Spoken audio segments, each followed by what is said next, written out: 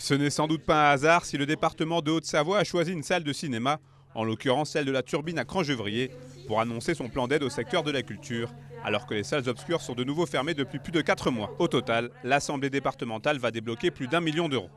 Le premier volet, c'est d'augmenter nos aides aux associations sur tous les cantons pour pouvoir accompagner finement les acteurs culturels, de la plus petite association à la grande institution culturelle.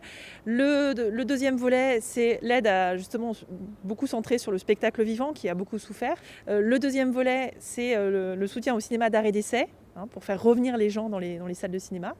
Et le troisième volet, c'est aider les établissements d'enseignement artistique à se numériser. Pour une structure comme le cinéma La Turbine qui accueille 60 000 spectateurs par an sur 1500 séances, ces crédits supplémentaires sont forcément les bienvenus, à l'heure où les cinémas d'art et d'essai doivent faire face à la féroce concurrence des plateformes vidéo. Je pense que cette pénurie de cinéma pendant un an a donné soif à de la cinéphilie. Le fait d'incarner, nous, moi, les collègues, l'équipe, l'association, le cinéma, fait qu'il y a une confiance et qu'on ose venir voir des films différents, on ose se poser des questions qu'on ne se posait pas, on ose la rencontre vers l'autre, vers d'autres cultures et ça sera ça, d'autant plus à la réouverture. Ça serait une accélération de ce qu'on faisait déjà avant. Autre exemple très concret avec le pôle à Alby-sur-Chéran.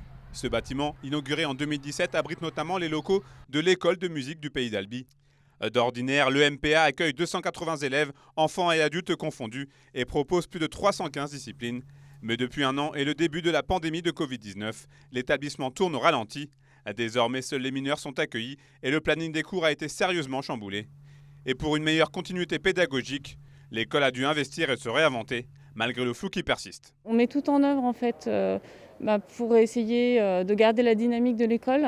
Après, c'est vrai que ce qui va jouer, c'est la rentrée. On ne sait pas trop comment ça va se passer. La motivation à distance, c'est difficile. Il faut que le parcours soit diplômant. Donc voilà, on met des suivis pédagogiques à distance, mais le présentiel reste quand même le cœur de notre métier.